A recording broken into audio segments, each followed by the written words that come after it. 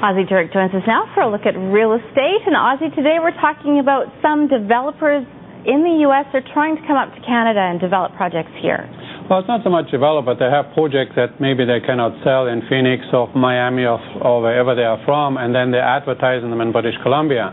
And that's all fine, but they do have to live by the rules. And this week, the Financial Institutions Commission actually told a Seattle developer, gave him a cease and desist order, because we have protection in British Columbia. That, for instance, if you buy a condominium in BC, you have a 7-day cooling off period. The deposits have to be put into trust in BC, not in Miami. And also, we have to have a licensed realtor represent a development. So a developer that does not file a prospectus with the Financial Institutions Commission is off-center. He's off-site. It's off-site regulation. And we don't have the protection, for instance, as buyers. So when you are interested in buying something down south and it's being sold here, be very, very careful that you understand that has that prospectus been filed. And otherwise, you're not protected.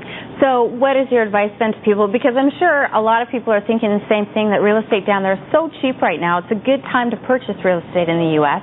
What tips do you have for people if they're looking at property down there? First of all, go there and see it anyways, right? I mean, no matter what you do, and we talked about it briefly before, financing is very difficult to get. There's different rules and regulations. And in Miami, for instance, it's 3 times the taxes for a Canadian than for Floridian. But apart from that, I'm just talking when some developer comes here and brings a project here, that may be a fine project, but you may not be as protected. In fact, it may not be legal for them to sell it to you. And so be very, very cautious. It's fine to go down there and buy whatever you want. So your response then is to go through a realtor here if you are in contact with an American developer? Yeah, in fact, they're supposed to do that. By law, they're supposed to be represented by a licensed realtor in BC. Only a licensed realtor is allowed to sell real estate no matter where it is in British Columbia under our rules. And then the other thing is you have the protection, the 7-day cooling off period. Your deposit is in trust here, not down there. So it's a good thing to check it out. And if the developer doesn't, it's very easy to file a prospectus, and if they don't, you have to maybe ask a question why. Okay. Let's talk about real estate here. The listings, the numbers are going up. It's getting busier. I mean, the Fraser Valley has seen a 53% increase in new listings. Wow. And a 43%, almost a record high, active listings, meaning all the properties that are still for sale at the end of the month.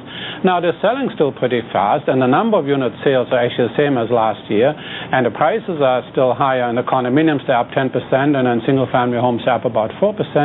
But things are slowing. I don't think you have to rush. You can certainly take the time to look at properties and make some offers again. All right, Ozzie. Thank you for that. Thanks for having me. We'll talk to you in a couple of weeks. If you have any more questions for Ozzie, or you'd like to purchase a copy of his newsletter, you can get in touch with him at www.jurock.com.